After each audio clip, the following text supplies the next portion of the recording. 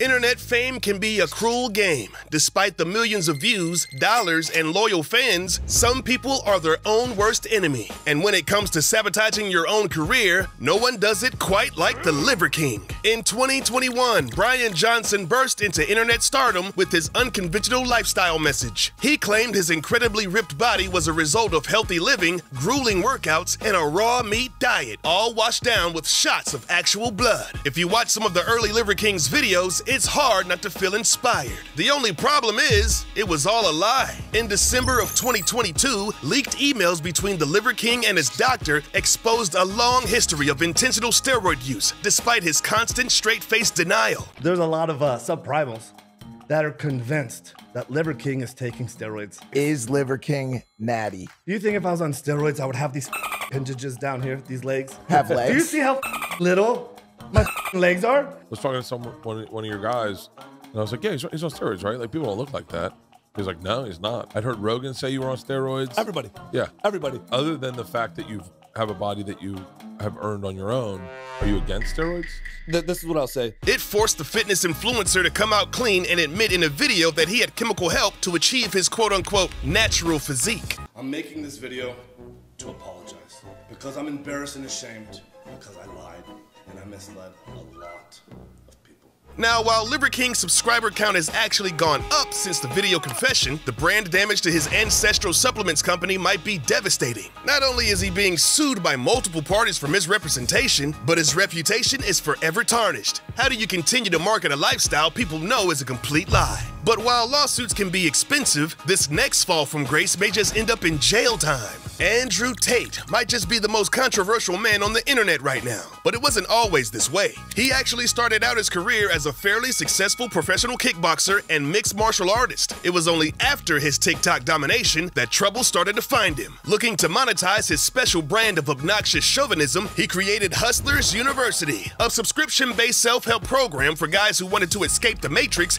and get rich quick. My amount of money is the amount of money you need to be rich. If you have less money than me, even by a single cent, you're a brokey, a wagey, a peon, a peasant, a nobody. You are poor. At its peak, Hustlers University had around 127,000 subscribers, all paying $49 a month for tips on how to become the top G. It didn't take long before Andrew Tate's controversial views saw him kicked off of every social media platform in existence. Even Stripe, the company that processed credit card payments for Hustlers University, decided to pull the pin on their service, forcing Tate to shut the platform down completely. Despite all these setbacks, it ended up being a Twitter argument with climate activist Greta Thunberg that put the final nail in his career's coffin. Romanian police would arrest Tate within 24 hours of his video reply on the suspicion he was involved in fraud and human trafficking. His appeals for release were denied, and while incarcerated, police seized his assets, including 15 luxury cars, 14 designer watches, cash, and cryptocurrency worth around $3.9 million. Kanye West. Where do you even start? The eccentric musician who recently changed his name to Ye has spent a lifetime manufacturing controversy, yet somehow rising above it. But Ye's latest escapades have many speculating if the glory days of Yeezy are well and truly over. It all started with his divorce to Kim Kardashian.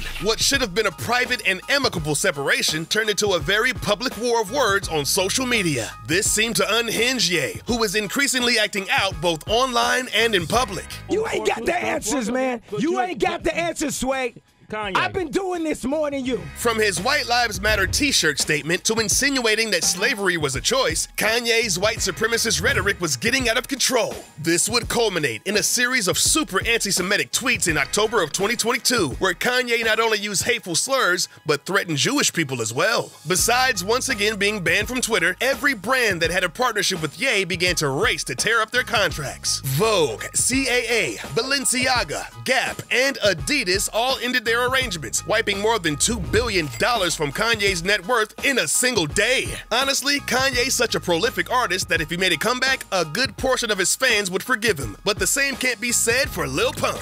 Back in 2017, a virtually unknown SoundCloud rapper going by Lil Pump released a song where the title formed 80% of the lyrics. Gucci Gang was an instant viral hit, reaching 6 million views in the first day alone. Today, that swelled to over 1 billion views. Not bad for a mumble rap song with only a handful of words. Gucci gang, Gucci gang, Gucci gang, Gucci gang, Gucci gang, Gucci gang, Gucci gang. Despite his cash-flexing, fast-living persona, Lil Pump, aka Gazzy Garcia, was actually a decent businessman. At just 16 years old, he was able to negotiate a recording contract with Warner Brothers, one that would later be worth $8 million once the rapper turned 18. By 2018, Lil Pump was one of the most talked about rappers in the world, but that explosive debut would soon start to fade as Lil Pump's music and relevancy would slowly drop off. While the over-the-top punk persona was cute in the beginning, Lil Pump found himself having to stir up public feuds or perform publicity stunts to keep his fans entertained. With unimaginative music, waning motivation, and an album launch with zero promotion, it looked like Lil Pump was on the decline. The final nail in the coffin, however, was a collaboration with the Dobre Brothers called You Know You Lit. Hit it if you know you lit. Yeah, I know I'm lit.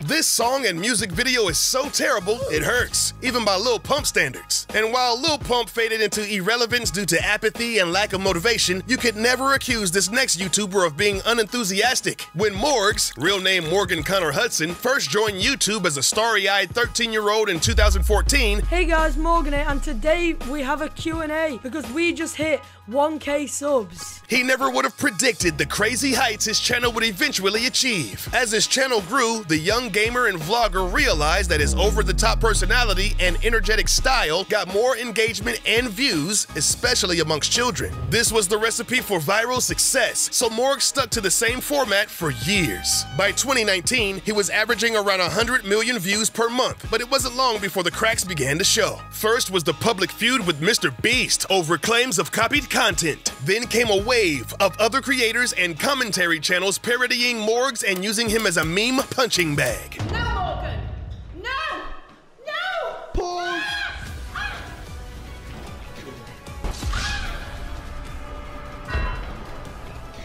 But even during this time, Morgs' subscriber and view count continued to rise. By the time Morgs had hit 10 million subscribers in 2020, things had definitely changed. Despite this epic milestone, his views were on a slow decline. Why? Well, Morgs was now 20 years old, definitely not the same 13-year-old when he started. This was a problem for two reasons. Firstly, the over-the-top persona that worked for so long was becoming too tiring to maintain. And secondly, Morgs' subscriber base, who were predominantly children, had now grown up. It was then Morgs decided to post content as his authentic self, a more mature version of what his fans were used to. This would result in the views on Morgs' videos absolutely tanking, dropping to 400,000 per month, down from the peak of 100 million. Despite the plunge in popularity, Morgs says it's worth it to finally be his authentic self. A heavy price to pay to just be yourself.